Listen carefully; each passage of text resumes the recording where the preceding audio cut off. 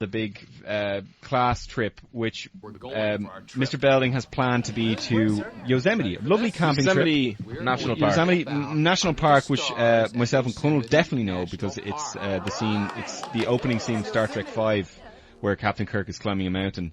I didn't know that. Is Yosemite, yeah.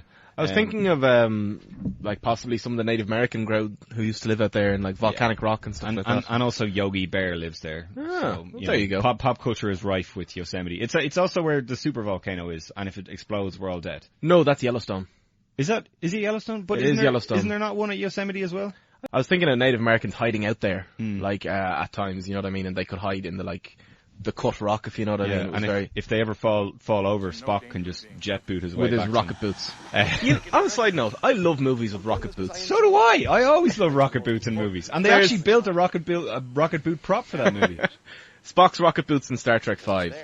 Jupiter Ascending. Channing Tatum was wearing rocket boots. The thing I love about rocket boots is the second I see rocket boots on screen, I'm like, I feel safe. I know this movie won't be the best, but I know it'll be light, it'll be entertaining.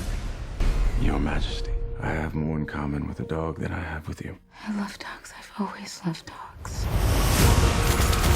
To a degree entertaining, and it'll just keep me happy for the next 2 hours. You know, we're veering wildly away from Saved by the Bell, where rocket boots, to my knowledge, never appeared, but just want to point out, I actually, in a sense, wore a pair of rocket boots one time. I did this thing. I feel safer already. I did this thing in Marbella when I was in Spain with my girlfriend in Marbella, and I did this thing called flyboarding, which you do in the water, and it's basically, you attach what is basically a pair of rocket boots to your feet, and they're hooked up to a jet ski, and when the jet ski moves, water shoots into the rocket boots, and you go flying into the air. Oh, nice. And it was really, really cool, but it was basically impossible to control. And if I were climbing a cliff on the side of in Yosemite National Park, and there was about a 30-story drop below me, and I was climbing without ropes because I'm such a manly individual, and I fell, and you were kind of hovering around, do you think you'd be able to, do a quick spin over and dive down and catch me? No. If you were right beside the water, still no. It didn't really carry a lot of weight, and I was always falling back into the water, and it was quite embarrassing. And could you do it with a bit more practice? Yeah, definitely. Definitely with more practice. It's one of those things. It's like surfing. Any of those things, you need your balance, and it takes a full day to get your balance, and you want to go back and do it. And it costs €100 a pop, so I only did it once. But yeah, the instructor was really mean, and he kept saying, like, I kept falling back into the water, and he was like, "You don't want to fly? No problem."